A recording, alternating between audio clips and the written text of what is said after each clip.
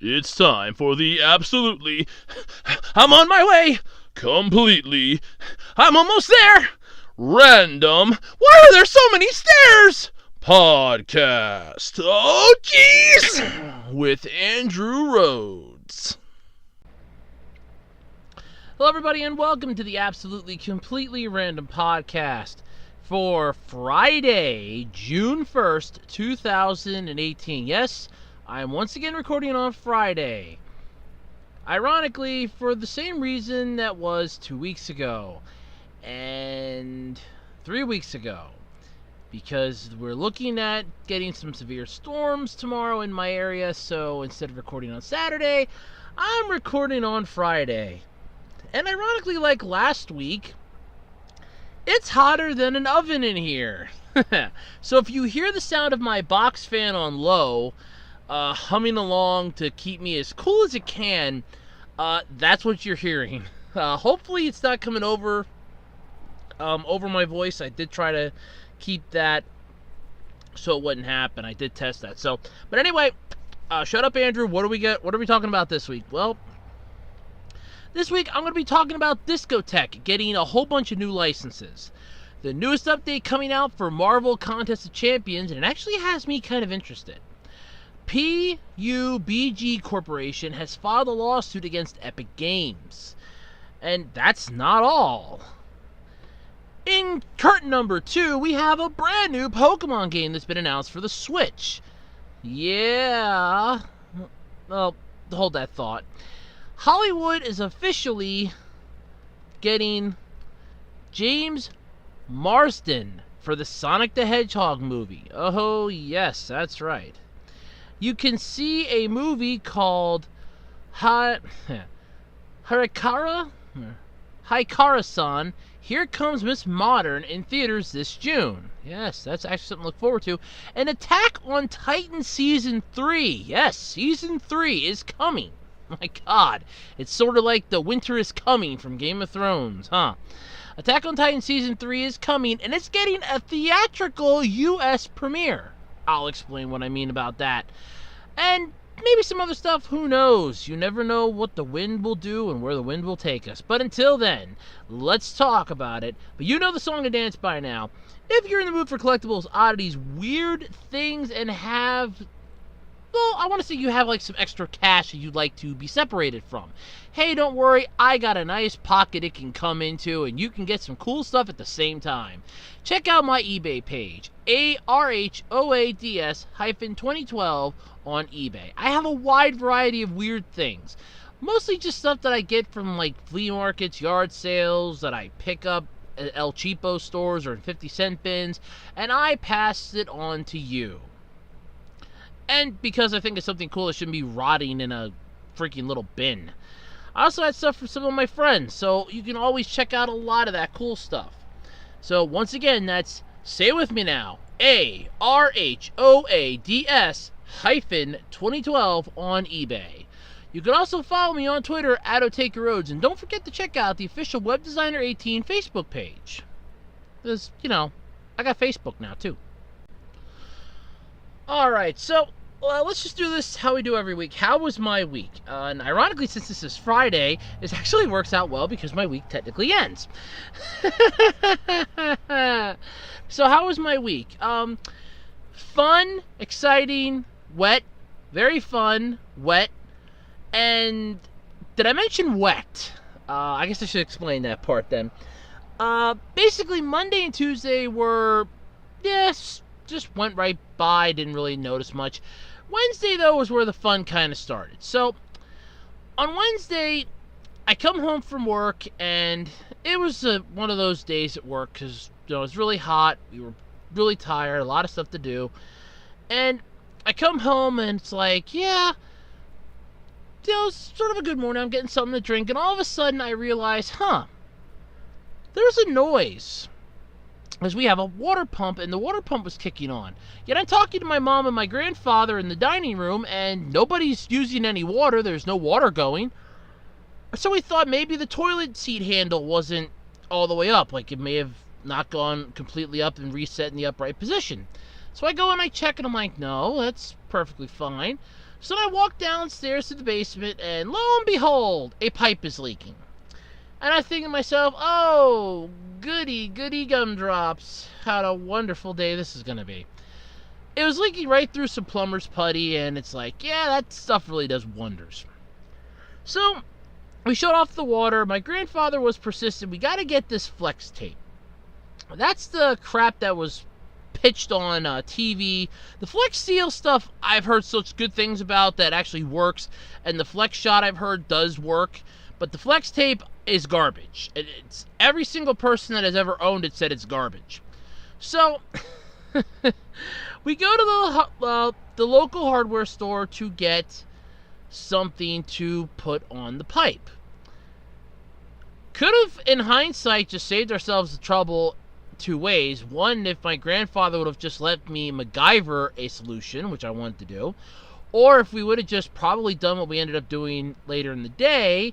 But I'm jumping ahead of my story here. So we come back home. We didn't get the Flex Tape. We got a thing of Flex Shot because we were figuring, hey, we'll put a little bit of that down first. And then I read on, it's like, oh yeah, no, this takes like a good 48 hours to fully cure. Yeah, no, that ain't gonna buy us beans, because I'm not wasting 2 days with no water. We'll all go crazy. So, instead of getting like a glue or something, or a piece of pipe, or a piece of hose, and some hose clamps like we did for our shower and our sink, the kitchen sink, mind you, we just get the generic knockoff brand of Flex Tape, which my grandfather's looking at me. It's like, okay. And he's like, well, read this on the back of it. And I'm reading it, and I'm like, okay. Though this says it'll work. And he goes and asks some guy at a desk that's calling a person to tell them that their order's in. And he goes, does this stuff work? And the guy goes, oh, yeah. As long as it's only a temporary fix, it'll work. Is it only going to be a temporary fix? And I go, till we can find a more permanent one. He goes, yeah, that stuff will work. First off, here's a fair piece of advice. Never, ever trust somebody that works at a hardware store that seems like they are constantly annoyed with their job. Because they're just going to come right out and tell you whatever you want to hear to make you go away. And in my grandfather's case, that's what this guy did. No, he doesn't listen to me. No. It's my grandfather that wants the answer. He wants to hear the answer that he wants to hear. Yes, this stuff will work. 100%. You buy it, you put it on, it's done. You don't have to do anything else. So, he gets it. Happily, I talked him into the Flex Shot, which we still have unopened, so we have that in case we ever do need it for something. Which, like I said, I've heard good things about that. Just the Flex Tape was garbage, and it took everything I could to talk my grandfather out of it. I should have tried talking him out of the freaking other thing, or better yet, I should just went to the hardware store myself. That probably would have really saved me some headaches. But anyway, this is going to get better, trust me. So, here's what happened. So, we go to the hardware store, we come home. And I'm reading the Flex Seal stuff, or the Flex Shot, and it's like, okay, yeah, it takes 24 to 48 hours to cure. No, not going to happen. So then I'm reading the generic knockoff brand tape that's called Rescue Tape. Yeah, I doubt it could rescue anything, to be honest with you. Maybe somebody dangling off a cliff, I don't know. It seemed pretty strong and sturdy that way. But anyway, we go down, wrap this around the pipe and the connector port, and I turn the water on a little bit. And lo and behold, it's still leaking a bit because there's water in the pipe yet. It didn't all get drained out, so it's still leaking a bit. And it's just going and going. So then my mom goes, well, let's see if it'll hold. Mostly to make my grandfather happy. It was one of my grandfather's off days. Let's just put it that way. It was one of his off days. He wanted to be useful, but in all honesty, it was the further away you are from me trying to fix this for you, the better off things will be. And that's the way it would have been. So, so we go, I turn the water on, and lo and behold, it starts to leak a little more, and then I just go look at it, and I got a shower, and this was not like a standard shower. This was the pipe just kind of separated, blew right off the connector.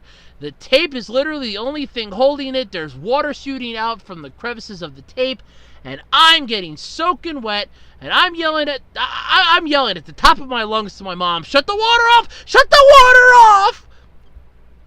And she's trying to get past me, and she tells me this later. While I was trying to get past you, I'm thinking to myself, as I'm holding the pipe getting soaking wet, I'm thinking to myself, just shove my ass out of the way and shut the water off, damn it! I'm getting wet here! So, we shut the water off.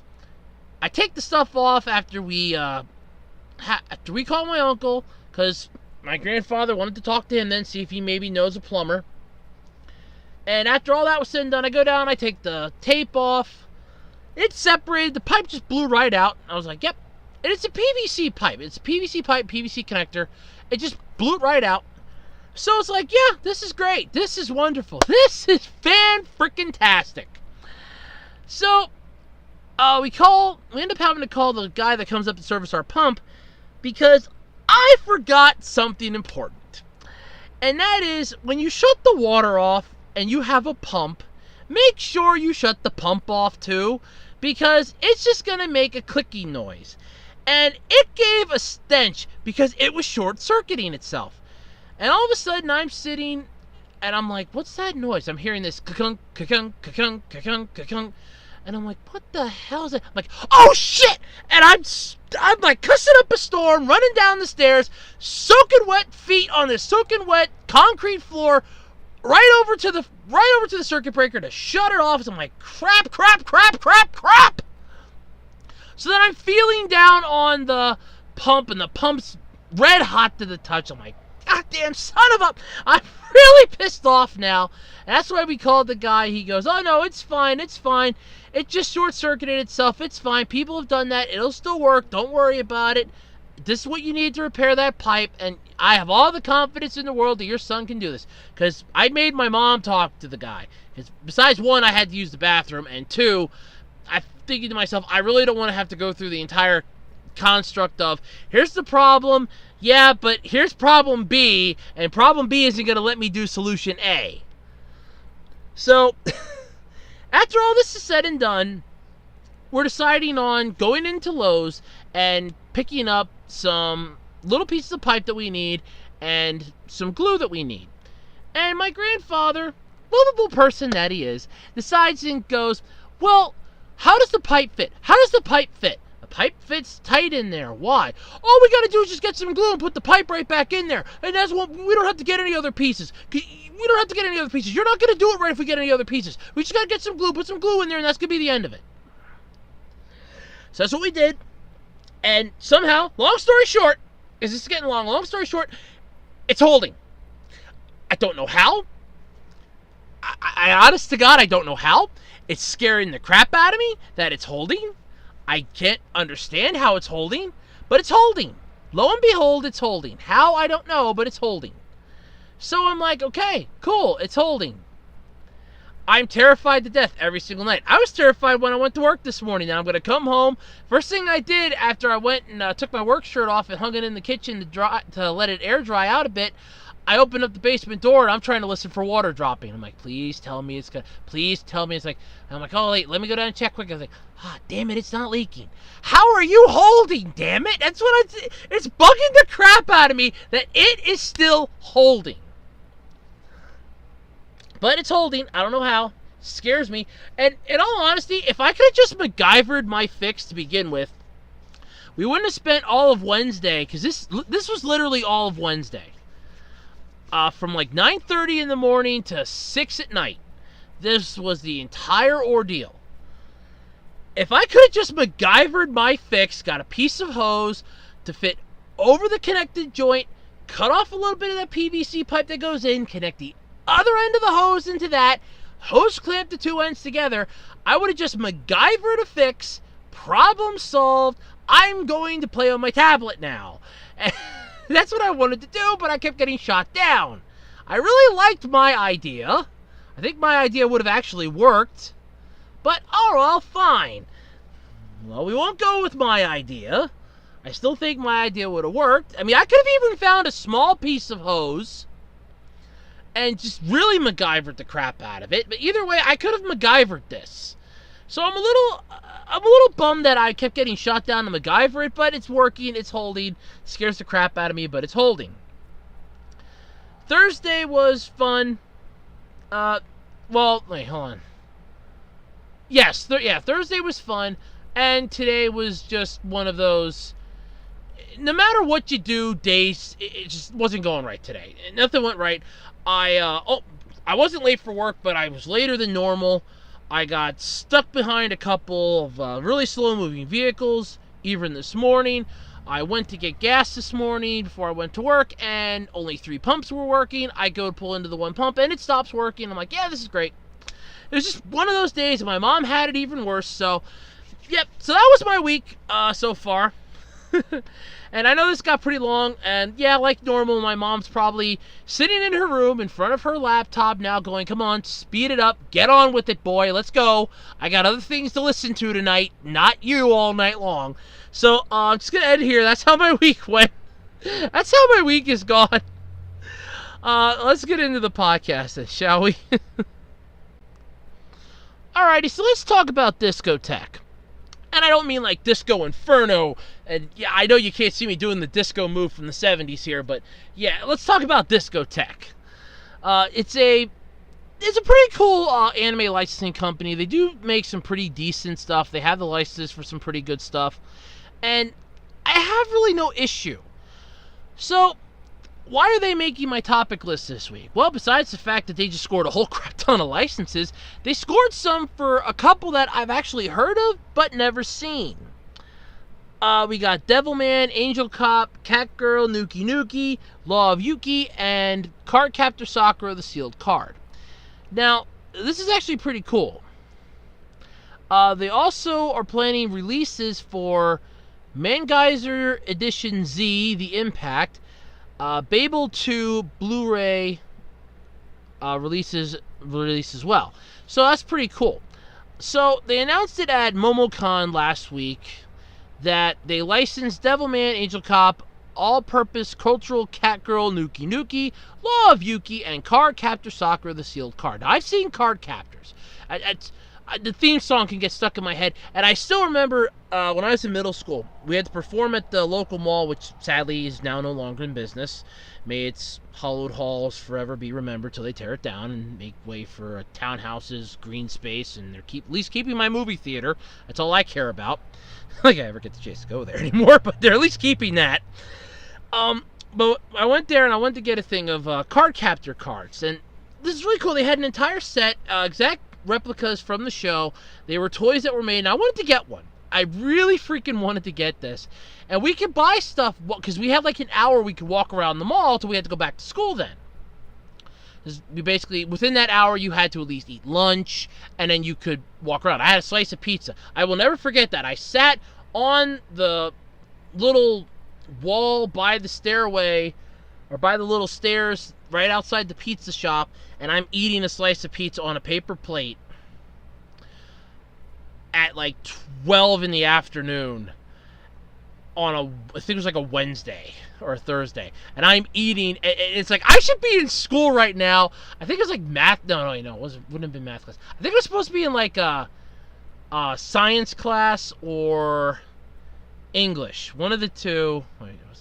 Yeah, it was either science or English I was supposed to be in. It's like, yeah, I'm eating lunch at in the mall instead of this. Like, yeah, and I'm here at a school function. I love this. This is so cool. But I saw those in there. I wanted to get them. I never did. I kind of still kick myself to this day for it. But anyway, so Cardcaptors is a good thing they got. The company also announced that they're planning the release of Mangeyser Edition Z, The Impact, and Babel 2, I should say. They're going to be coming out on Blu-ray this summer. But Discotheque previously released both titles on DVD. They've also updated its upcoming release of Cyborg 009, The Cyborg Soldier. It will release all 51 episodes on one SD Blu-ray disc set with the original openings and endings restored. Ooh. Series is currently being re-subtitled, and the company is hoping to release it by the end of the year. Yes, for that all-important Christmas holiday. Because let's face it, anime stuff sells around the holidays. I mean, I remember going up to Best Buy a couple years ago with my buddy, and because I have a tendency to wear blue shirts, and all the Best Buy employees wear blue shirts. FYI, Best Buy employees, why don't you get like lanyards or something? Talk to your corporation, get like lanyards or a vest that says, I work at Best Buy. You know, have the blue shirt and a vest. Or like a little hanging something or other to say that I work at Best Buy, so they stop asking people wearing a blue shirt, just like looking around the DVDs. But yeah, that stuff sells. So they're going to release Devilman, the original video anime, that's OVA by the way, on a remastered Blu-ray disc near the end of the summer. It's going to include the original dub, newly revised subtitles. It's also going to add a newly translated 28-minute audio drama. Now those are actually kind of cool. I've never actually gotten to listen to one complete. I actually have listened to a couple audio dramas from other anime series, but they were split into pieces for YouTube copyright law and copyright practices and policies. And unfortunately, part 2 was copyright flagged, and I couldn't listen to part 2 or part 3. So I only ever got to see listen to one part of it, and it was like really cool. And I'm like, hey, this is getting really cool. And then it stops. I'm like, oh god damn it. Let's see here. The OVA's 2-episode debut in 1987 and 1990 as adaptations of Go Nagai's Devilman manga.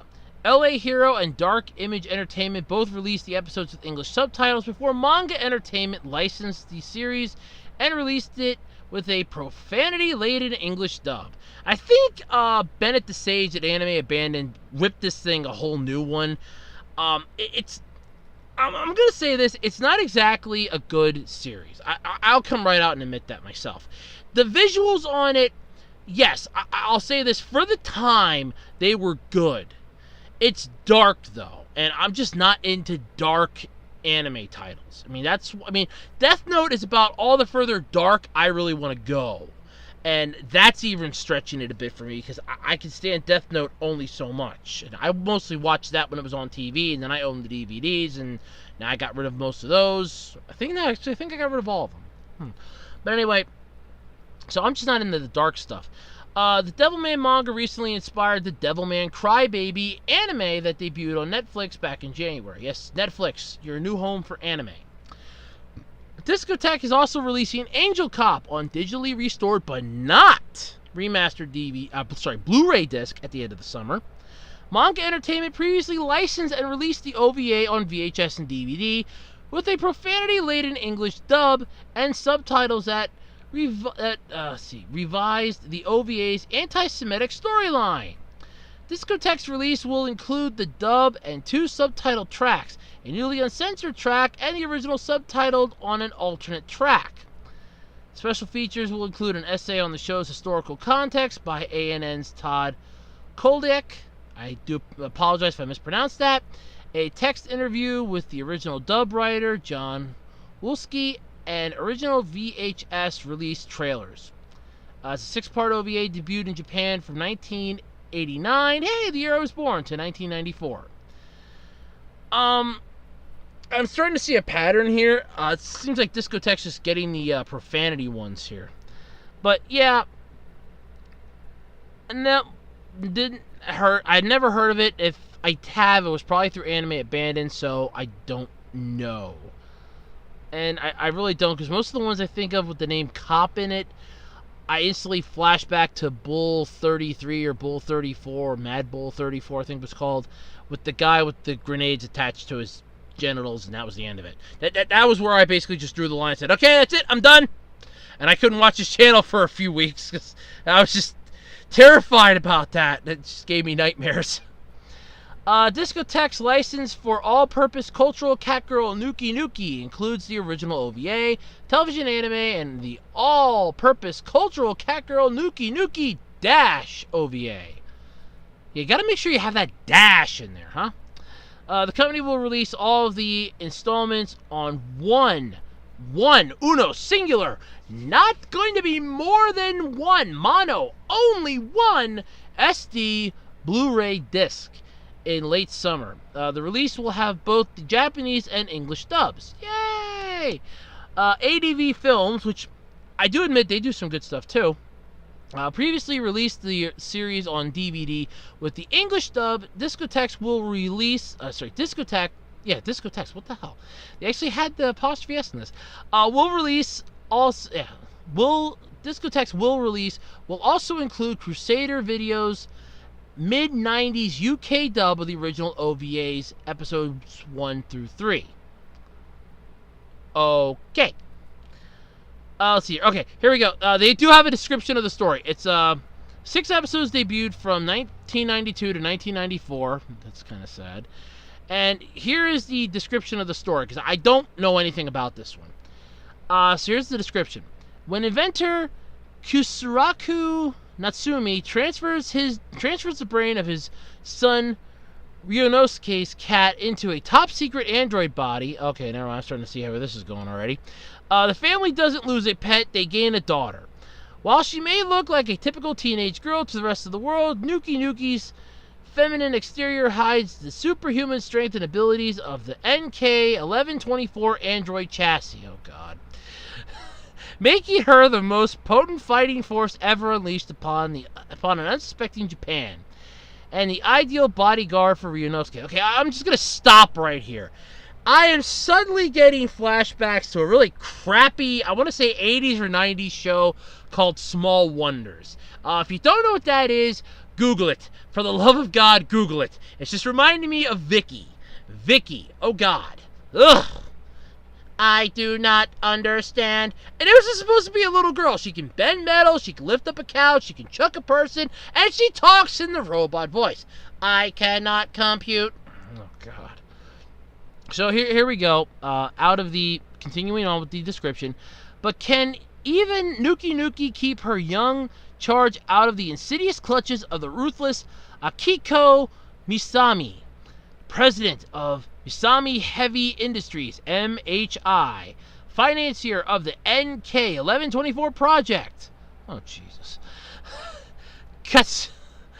Kurisaku's ex-wife and Ryunosuke's mother, the greatest custody battle of all time erupts in a conflagration. That's exactly how it says, too. Conflagration across Japan as Akiko unleashes the full force of MHI's military products division, manned by her elite team of office lady warriors in her bid to win back Ryunosuke. The 12-episode television series and the 12-episode all-purpose cultural cat girl Nuki Nuki Dashu OVA debuted in 1998 as separate retellings of the original concept. Yeah.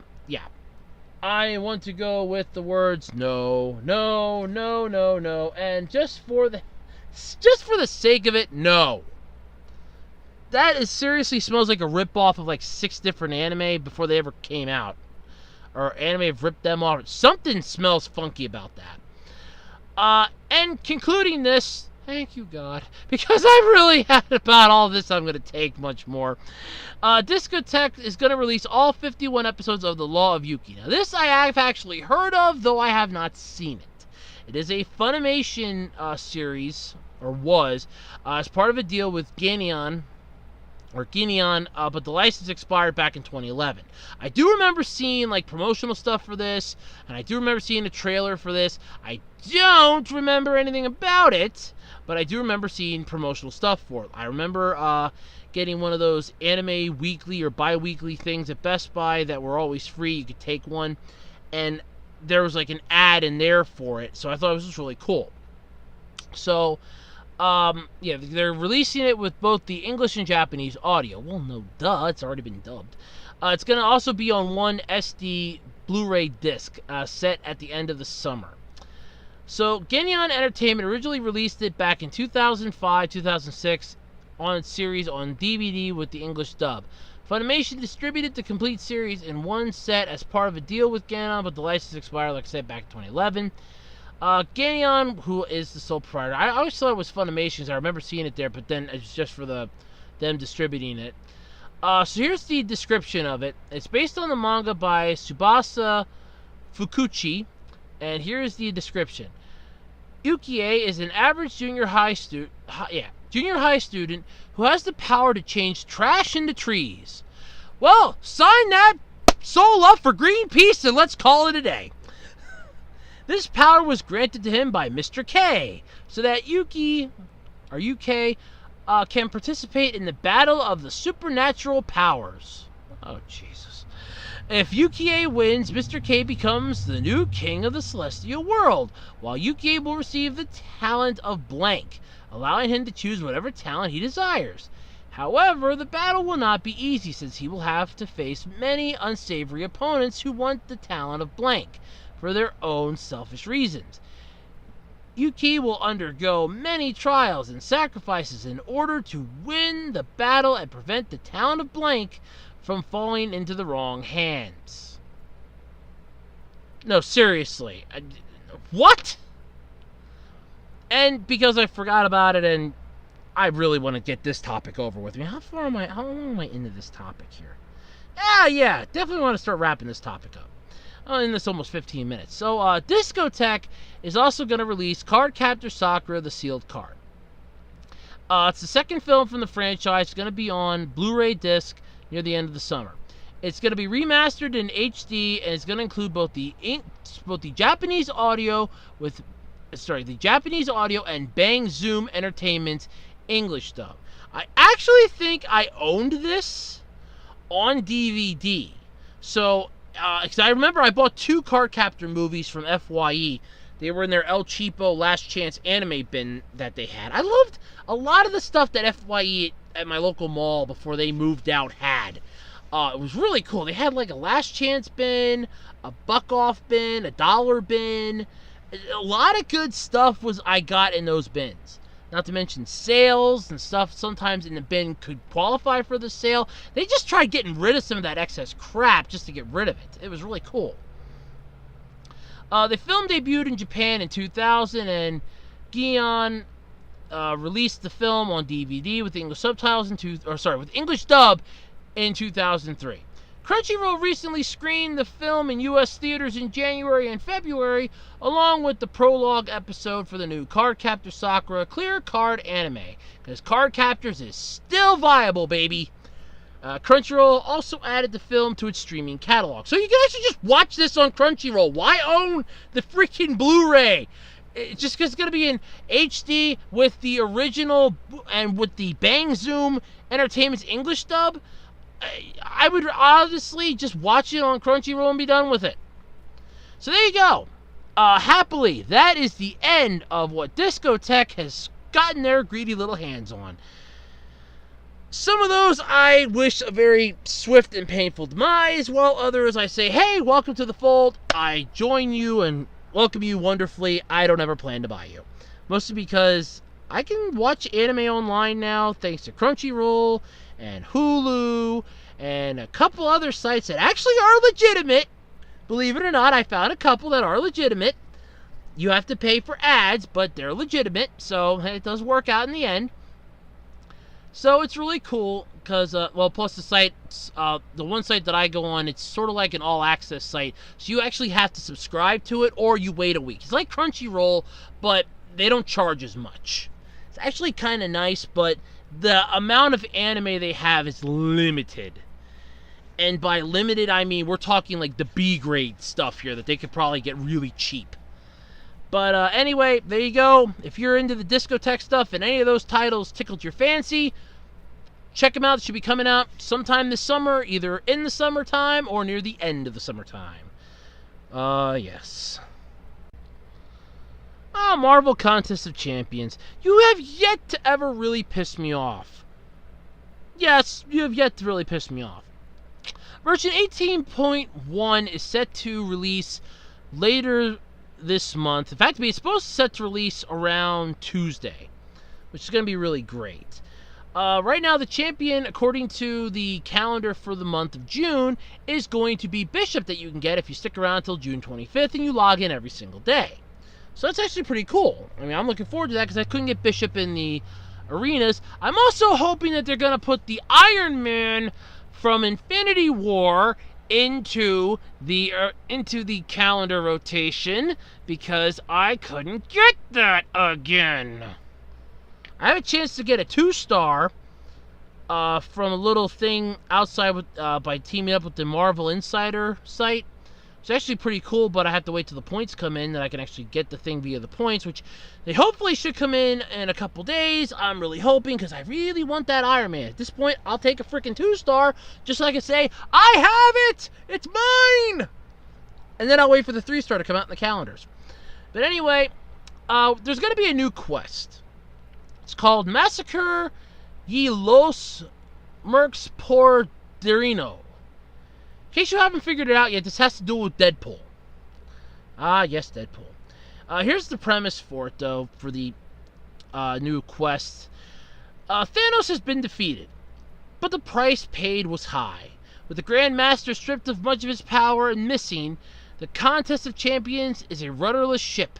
Many groups fight over control, with others trying to keep the peace. Still more find work as mercenaries, using the chaos as a way to make a quick buck in the battle realm, or gain notoriety for themselves amidst the chaos. Cable calls on you to help him find an old friend investigating a rise of an organized crime in the contest. Little do they know, things are about to get confusing. Well, yeah, if you gotta deal with Deadpool, prepare to break the fourth wall. Gee, organized crime. I kind of wonder if that has to do with the Kingpin. Wilson Fisk. That'd be interesting. So you're going to get like assassin assignments and merc missions with this new update. It's going to be pretty cool. The battle realm's in disarray. The legendary mutant mercenary Domino has opened a new business to hunt down the biggest and the baddest, and she needs your help to get the most lucrative scores. Domino will have a steady stream of assassin assignments, quests to complete, and if you impress her enough on one of those, she may even give you and your whole alliance a bigger contract. Merc missions. Explore as many assassin assignments as you can to earn your chance at merc missions. Make your name as the most prolific merc in the battle realm. Now this actually sounds like something up my alley. To finally show the strength that my champions have acquired through hard work and dedication. Not to mention the fact that I got lucky with a few draws of the crystals, but that's beside the point. Along with this update, there's also going to be EU General Data Protection regulations for the European Union and Great Britain to adhere to their new EU GDPR guidelines and regulations, as well as a nice little magnitude of bug fixes. Sadly, none of them are ones that I seem to have the issue with, being their chat system, their message system. Those are two things that, I mean, you completely redone the entire Alliance thing by getting rid of the Battle Realm, oh god, what was it? Like the Battle Realm group or the base, that's it, the base thing. You got rid of that because you couldn't figure out a way to make it pan out well. You didn't like it, that's fine, I agree with you, it was a stupid idea from the start.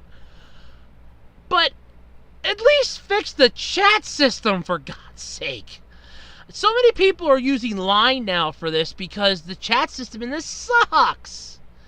Take my advice. Kabam, take my advice, okay? Use an update as a chance to fix the chat.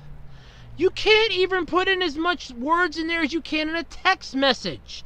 I actually figured out how many characters can go in there. It is under 100. A standard text message is about 150 to 160, depending on your carrier. You can't even send that much if you're lucky. Why not take the chance for a major update and fix and redo the chat system? Please redo the chat system. We need a better chat system in this game. You want to talk about a way to communicate with other people? Build a better chat system. I said my piece on that. So, here we go with the bug fixes and improvements. They fixed an issue where champions could not block following an evade. They fixed an issue where the second hit in Proxima Midnight Special Attack 2 would occasionally miss after making contact with the first.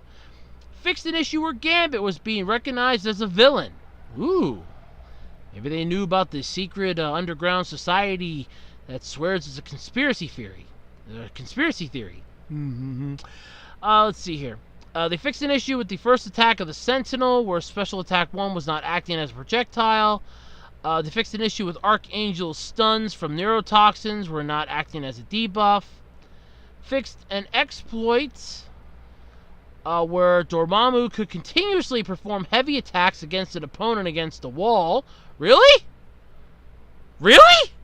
I got a freaking 3-star Dormammu. I didn't think really? Holy shit. I'll have to try that before they fix it. They fixed an issue where champions could auto-block and attack at the same time. Yeah, that's kind of stupid. See, fixed an issue that caused some champions to become unresponsive following receiving a special 3 attack while blocking. I noticed that a couple times, but I just thought it was like something with mine. Better yet, how about fix an issue where my champion got owned after getting hit by a special attack 3 and I had like 50 to 75% health left. And then all of a sudden it's blink! My champion was at 0. Yeah, tell me how that one worked. Fixed an animation issue with Thor, Ragnarok, and Medusa's auto-block abilities. Fixed an animation issue where Magneto would disappear from the screen during his Special 2 attack. Fixed an animation issue where Thor and Captain America's thrown projectiles would occasionally not return to them. Mjolnir! No! And text corrections and clarifications for Iron Man Infinity War and Thanos Infinity War. So Thanos is finally in this game. It's about frickin' time. Now, how the heck do I go about getting to Thanos? Was it in one of those crystals? Because I don't remember seeing Thanos. I wonder if they meant Captain America and they screwed that up. Because I don't remember Thanos being in that game. Or being in those crystals. But that's pretty cool. So if I run into somebody using Thanos, I'm going to be asking some questions. But otherwise, that's pretty much the updates. I mean, I'm still liking the game. Lions seems to be doing pretty well. But seriously, Kabam, well, fixing the game and making it better is a great idea because you can always improve something. Chat system needs to be improved. Message system needs to be improved. And just because I love you so much, update the amount of alliance points you can get from helping out your alliance members. Because it maxes out and caps out at 1,000 points. If you have an active alliance that is in the arenas doing countless amounts of battling, or you have them doing countless amounts of like work in other places where you can get the alliance points, they cap out at 1,000. Then you're basically sitting there with nothing. You can't get any more points, but yet you can still help them. Why not up the cap to like 4,000 if you have active alliances? Or 2,000. Heck, make it 2,500. I don't care. It might encourage people to do more in the game. But seriously, those are the 3 things that I think Kabam's got to work on for this game yet to make it really good. Improve the chat system, improve the message system, and improve or upgrade the amount of alliance points you can get. Otherwise, it's a good game. I still like it. If you want to join my alliance, by the way, in case anybody out there at Kabam's listening, we are the Wasabi Warriors. We swear by the light of the dragon's eye to be loyal, honest, and never say die. Yes, I did get that from kicking it. It actually worked when I started the alliance, and then I let the alliance go away, and then I joined another alliance, and I brought the alliance back again. Well, what's funny is I actually flipped a coin because I had 2 different good names for the alliance. It was either going to be 9 Minutes to Midnight or the Wasabi Warriors again. And I literally just flipped the coin and the Wasabi Warriors won. Though 9 Minutes to Midnight sounds pretty cool, but I have an idea for that for something else. Maybe I'll start a band. That's an interesting idea.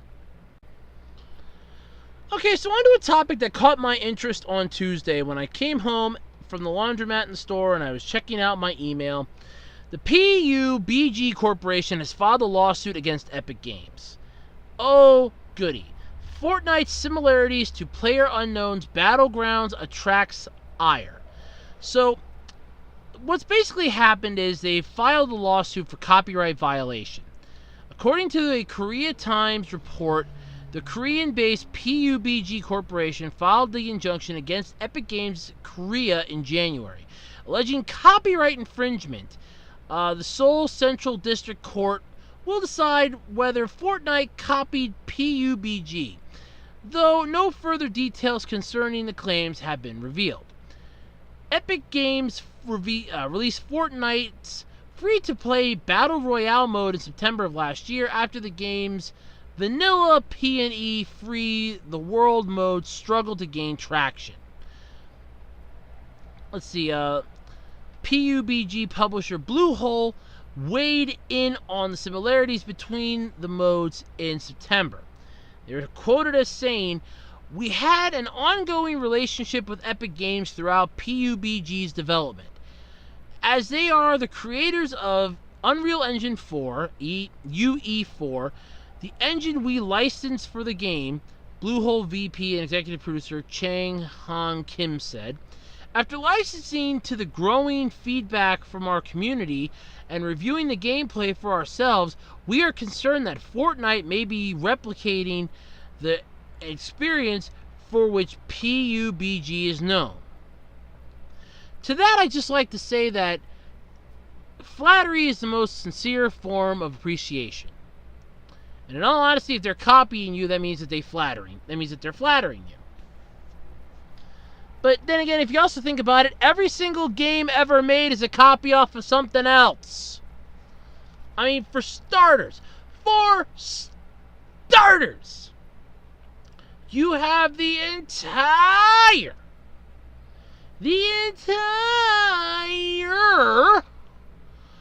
game of, like, all the RPGs are based off of one original RPG, but they just changed the stuff up as it went along. You have shooter games that are all basically the same thing.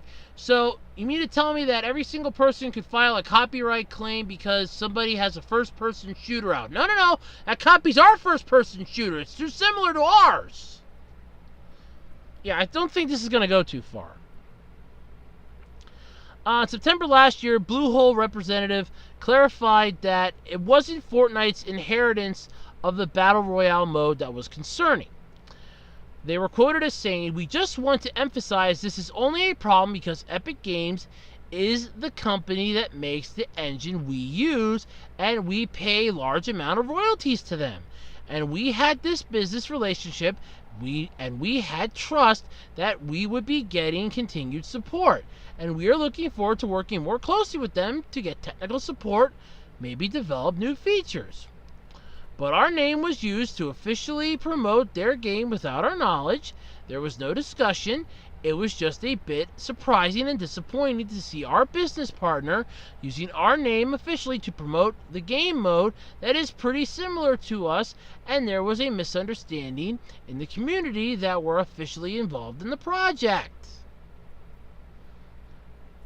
Okay, so did you sign a contract with them that says that they could not use their intellectual property to make something else? Hey, you're using the Unreal Engine 4 to make a game. That game, since it's using their engine, would technically be their game. You're just renting the software, hence the royalties. So you created, it's their intellectual property. It's sort of like back with Steve Jobs and Steve Wozniak. Both of the movies I've seen about their lives explain that when Steve Wozniak was working for, I think it was HP, Hewlett Packard, or Packard Bell, one of the two, whichever one it was back then, he had signed an agreement with them that if he came up with anything, they got first dibs. So when he presented his computer to them, they turned it down because they thought it was a stupid idea, so that's why he was able to start pitching it around to other places. With this, it's basically the same concept. You entered into an agreement with them, I'm assuming, to basically use their Unreal Engine 4, since it's their engine. Then you use that engine to make your game.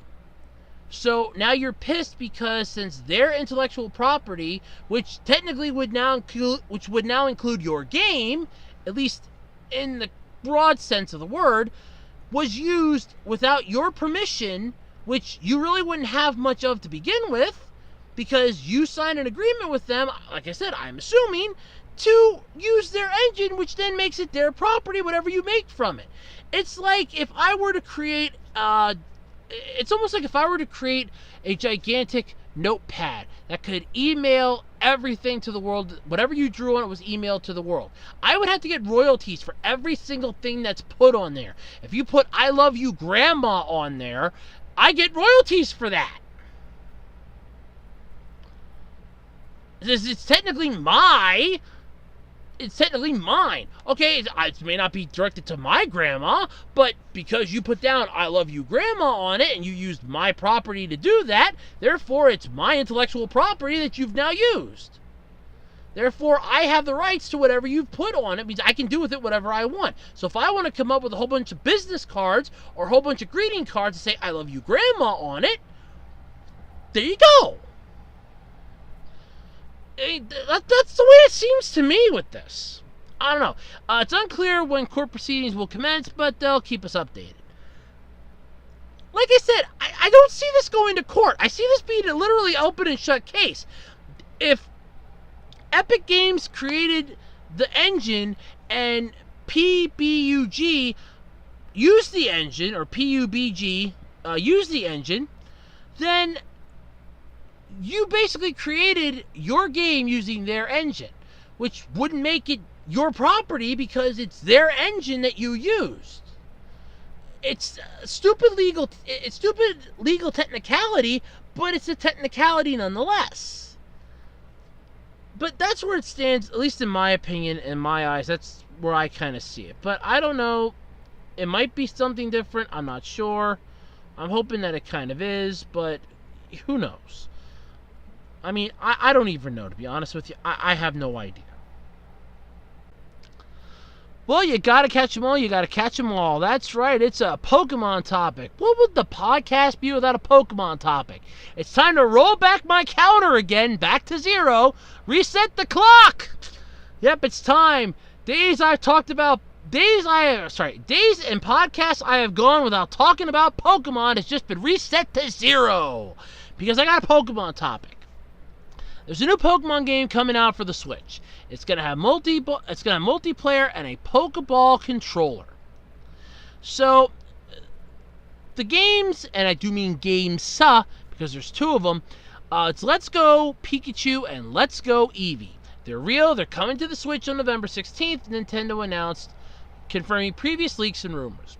The games are gonna take players all the way back to the Kanto region. Yes, back to where it all began. You told me to go back to the beginning. This is where we got the job. This is the beginning. Sorry for those of you that have never seen The Princess Bride. I got it stuck in my head. It's a good movie. I should really show that to my mom and my grandfather. They might get a kick out of that. But anyway, so they're taking you all the way back to the Kanto region to collect the original 151 little pocket monsters that drove you insane for years and years and years, trying to collect the trading cards, trying to see them all in the anime series, trying to find them all in Pokemon Go. And they'll feel very different than any Pokemon game we've seen. They'll even have multiplayer. Yay, multiplayer!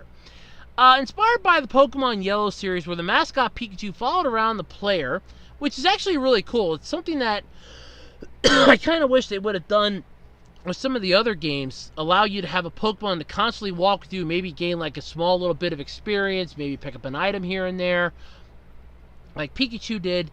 They could have included that for any of the games after that. I would have enjoyed it a lot more. Yeah, I mean, I actually own Pokemon Yellow. I have the cartridge. I swear I still have the cartridge. I just have to find the cartridge, but I swear I have the cartridge. It is somewhere, buried somewhere, but I know I still have it. Because I remember taking that to GameStop. They couldn't take it anymore. And I remember going to Microplay, which is the other game store that I went to all the time. They're no longer in business, though, sadly. And they couldn't take it either. So I know for a fact I still have it. It is somewhere. I will find it, but I know I still have it. So you're going to be going back to the Kanto region with this. So Let's Go Pikachu and Let's Go Eevee are going to take place in Kanto, the region from the original Pokemon games for the Game Boy. It's going to feature the original 151 Pokemon. In each respective version of the game, you'll have either Pikachu or Eevee sitting on your player character's shoulder or head. Aw, that's so cute. I would love a Pikachu sitting on my shoulder, sitting on my head. That'd be cute. A little 2-foot electric mouse. I like Pikachu. Eevee's cute too, but I like Pikachu. My mom's favorite is Diglett. Out of all the Pokemon in the entire world, she only likes Diglett. I think Pikachu's adorable. I think Eevee's adorable. I think Charizard's a badass. She likes Diglett. Okay. While these games are the first proper Pokemon games to come to the Switch, Nintendo also announced that they are working on a core Pokemon game for the console, slated to come out late next year. The game is also going to feature it's also going to feature a brand new Pokemon and some Pokemon from the Alola region. Oh, good. So they're not just going to up and screw us to the wall. So I'm assuming this is going to be the Let's Go Pikachu, Let's Go Eevee. It's going to feature a brand new Pokemon and some from the Alola region? Or is this going to be the upcoming core Pokemon game coming out next year? I guess we'll have to wait and see. How many licks does it take to get to the center of a Tootsie Pop? The world may never know. Nintendo will also be releasing a Pokeball-shaped controller called the Pokeball Plus for Let's Go Pikachu and Eevee players. They're going to be able to use that controller to bring one of their Pokemon with them as they explore the real world. Now, here's where things get kind of screwy. So, apparently, the whole point of this is you're going to be able to bring some of your Pokemon, at least the original 150 of them, from Pokemon Go into this game. At least that's what I've heard. So, here's how they plan this out. The director at Pokemon developer Game Freak told reporters during a private presentation about the game, those games came after Pokemon Red and Blue. And what they did was take those original games and add a bunch of elements from the animated series, like Team Rocket and other characters, to better resonate with young kids. We knew we wanted to try out new gameplay ideas with this game and wanted to find a version to add to where it would make the most sense. And they took the inspiration from the Pokemon Yellow version for the base of these games. Pokemon Yellow it came out for, I think it was the Game Boy Color. If not, it was the original Game Boy. It's a yellow cartridge. Pikachu's on the front of it. And it's rare. I know that because if I ever find it, it's going up on eBay. Hands down, it's going up on eBay. Because I have no need for it. It'd be a Gen 1 game, and I can't transfer anything out of that anyway, so screw that. It's a Gen 1 game. I'm not even going to try. But, it's a rare game. But the whole concept of it is that it literally follows the pathway of the anime to almost a perfect T. Except for the fact you don't have Brock and Misty tagging along, but it follows the game almost to a T. It follows the game and the series almost to a T, so that's kind of scary. So, Let's Go Pikachu and Eevee appear to be inspired by the mega popular Pokemon Go game, which became a cultural phenomenon when it launched back in 2016. Yes, we all remember all those kids going to cemeteries, falling off of cliffs, walking out into the middle of the street, just to catch that little tiny Rattata. Oh, God. So many stupidity moves were done from that. Players will use a single Joy-Con's motion control to catch Pokemon by gesturing at the screen to throw a Pokeball, similar to the way you catch in Pokemon Go. No, I've actually done Pokemon Go for my friends, so I know how this works. You don't gesture to get a Pokemon to go into the ball. You flick the ball on the screen. It goes in like an arch, or a spinning arch off like curveballs, or almost a straight line, and it catches them. How is that gesturing? Gesturing would be me going, "Come here, little Oddish. Come here, little Oddish." No. Don't be afraid. Come here. Oh, come here, little Pidgey. Nana, come here, little Pidgey. Oh, yeah. Oh, you're a cute little Pidgey. Oh, you're a really cute little Oddish. Hey, come here, Pikachu. Oh, yeah, you're a cute little Pikachu, aren't you? I mean, seriously. That's gesturing. Flicking a ball on a screen is not gesturing. It's not. So, let's see, where was I here? Let's see here. Pokemon will also be displayed visibly on the map, so players will be able to choose which Pokemon they want to battle rather than facing them in random encounters. Now, this is where a lot of fans of the games are getting a little pissed. Random encounters in the Pokemon world are what make the Pokemon world the Pokemon world. I mean, seriously. But here's the best part. Players will also be able to transfer any of the original 151. Okay, so they are including Mew in this then. From their Pokemon Go game to Let's Go Pikachu or Eevee by using a Bluetooth connection. I suddenly see my friend and her husband running out to get a Nintendo Switch to get this game so that he can transfer all of his Kanto region Pokemon into this game. And it's scary because he became an expert on this game in like a matter of days. He hangs out with a whole bunch of people, and I was telling this to my supervisor the other day. We were talking about stuff, and he goes, "Well, don't be jealous of the man." I'm like, "No, I'm not jealous of the man. Believe me, I'm not jealous of him. I talk to people online all the time. It's just that when I talk to people online, I'm not talking to them about Pokemon and hanging out, kind of being the oldest person there, probably." But hey, the guy was a social butterfly for years, so I don't really care. I kind of actually am happy for him that he's found a whole bunch of people. Whereas I have a manager at work that swears I gotta get laid. So, yeah, there is that. I mean, there's some differences there, but yeah, that's what happens.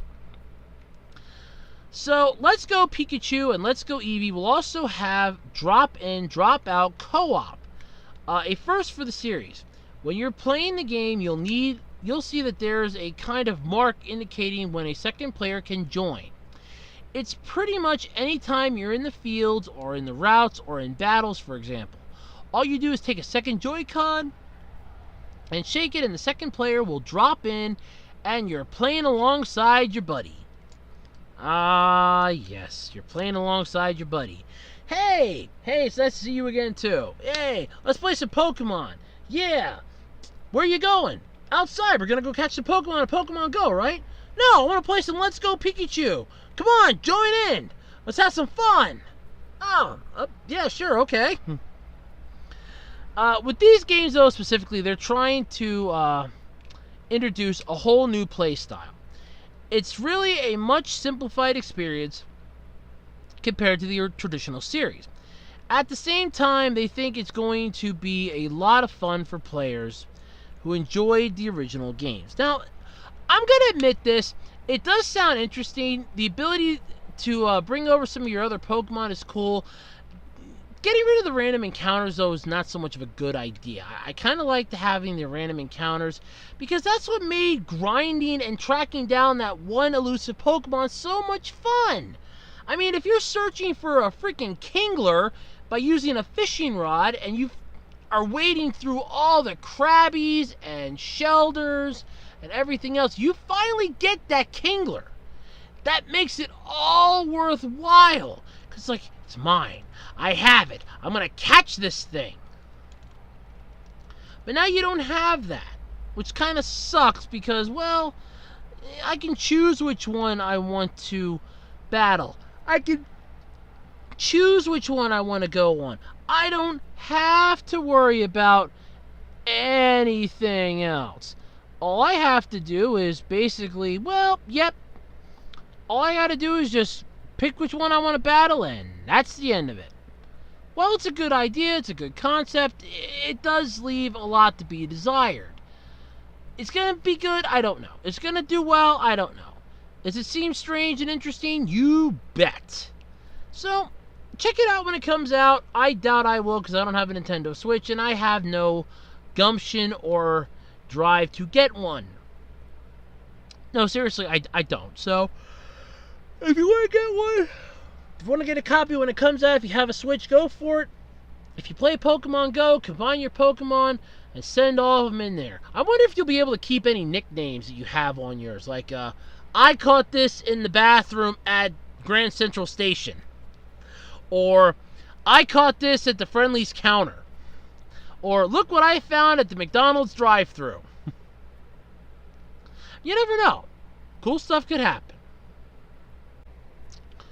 So Sonic the Hedgehog is still getting that live-action movie. Oh boy, oh boy, oh boy, oh boy, oh boy. And I use that word sarcastically. Well, they've cast James Marsden. Yes, James Marsden from Westworld. And I don't know much about Westworld other than it's like a science fiction show. That's literally all I know. The actor is signed on to star in the live-action animation hybrid. Oh, God. The live-action animation hybrid Sonic the Hedgehog film. Ugh. Yeah, okay. Sonic is going to be directed by Jeff Fowler, an animator who will make his feature directorial debut with the film. It's being executive produced by Deadpool director Tim Miller. As they reported, and this came from Otaku USA, by the way, back in February, the film is set to be released on November 15th of next year. That is, unless the poltergeists come, rip the film from the producer's cold, clammy hands, and disintegrate it into nothing. And then wipe it from the face of everyone's memory. Which, at this point, I would take the silence doing that. Or better yet, just have Thanos come with his Infinity Gauntlet. I haven't seen Avengers Infinity War yet. I'm just assuming off of pictures that he can make something disappear. James Marsden is best known for playing Teddy on Westworld. The second season, which is currently airing. Sorry about the yawning there. He did also play Cyclops in several X-Men films and Prince Isukuri in the English dub of Princess Kaguya. Ugh. Don't get me wrong, Princess Kaguya's got some problems. So, yeah. It's just, yeah. So, the live-action movie's going on, an animation live-action hybrid. Why? But we don't know, though, if Marsden's going to be playing Sonic himself or if he's just going to be in another role. Please let it be another role. Better yet, please let this movie not exist. Please let something happen that ends this train wreck of a travesty. Something. Anything. I'll take a meteorite striking the production studio.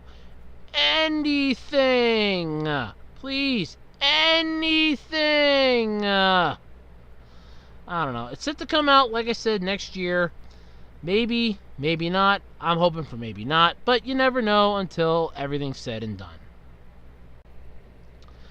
Alrighty, so if you want to go see Here Comes Miss Modern in theaters, good news! It's going to be in theaters this June. So based on the classic shoujo manga series by Waki Yamato, Hikari-san, Here Comes Miss Modern is the latest theatrical anime feature to make its way to North America. 11 Arts is going to be the animation studio that's going to be having the screening planned in several theaters throughout the United States and Canada. And you can purchase tickets now ahead of the June 8th premiere. That's next week, by the way. So, the entire story takes place during the Tashiro era of 1918, in which 17-year-old Bento Hamura, voiced by Sari Hayami, isn't afraid to buck tradition, a tomboy at heart, Benno, or however you want to pronounce it. It's kind of weird. All of a sudden, Benno, Yeah, so I'm going to go with Benno. I'm just going to call her Benno. I'm sorry. Benno enjoys climbing trees with her friends, Tamaki and Ranmaru, and practicing kendo. And she's determined to find love on her own terms. Her family, however, has other plans, thus kicking off the tests of love, independence, and friendship that make her Hakara-san an enduring classic wartime story. Yeah. In the meantime, you can win autographed Here Comes Miss Modern poster in Otaku USA's exclusive giveaway. The poster features the signatures of the film's main cast, including Sari Hayami, let's see here, Mamoru Miyano, Takiro Sakurai, and Yuki Kaji. And I do apologize if I mispronounced any of your names, and Asami Seto. So I do apologize if I mispronounced any of your names. Please don't hold it against me. I apologize. I apologize, please. Just so that nobody thinks that this was weird, it was not sponsored by them for me, but for anime, for Otaku USA, 11 Arts sponsored that article. So if it seemed a little one-sided, that was why. But anyway, it sounds kind of interesting. So it's going to be a wartime story. It's a girl finds love, girl wants to buck tradition.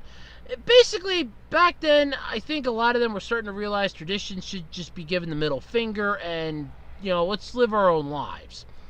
And they were starting to realize that, the long and short of it. So, yeah, it does kind of make a little more sense. Seems kind of interesting from the couple screenshots that they have here. It does seem interesting. So, yeah, might be good.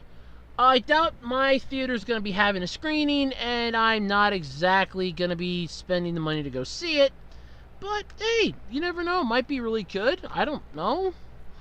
I mean, I'll probably wait till it comes out on DVD. So, yeah. But either way, it sounds interesting. If you get a chance to check it out, let me know in the comments section next week if it was good or not. I mean, I could just hop into my TARDIS and go check it out, but it's down for repairs. The neutron flow just keeps getting screwed up, and I have to keep changing the polarity of it. Back and forth, back and forth, back and forth. Yeah. And unfortunately, my DeLorean is out of gas, and I had to give the Wayback Machine back to Professor Peabody. It turns out when you eat cheese curls in it and you get cheese dust all over the console, it causes a problem. Yeah. And I'm not about to try to get the hot tub from those weird guys. So I'm kind of out of time machines at the moment to go into the future or into the past, which sucks. I'll have to borrow LGRs. I wonder if he'll loan it to me. I don't know. But anyway, you can check that out if it comes out. It's coming out next week.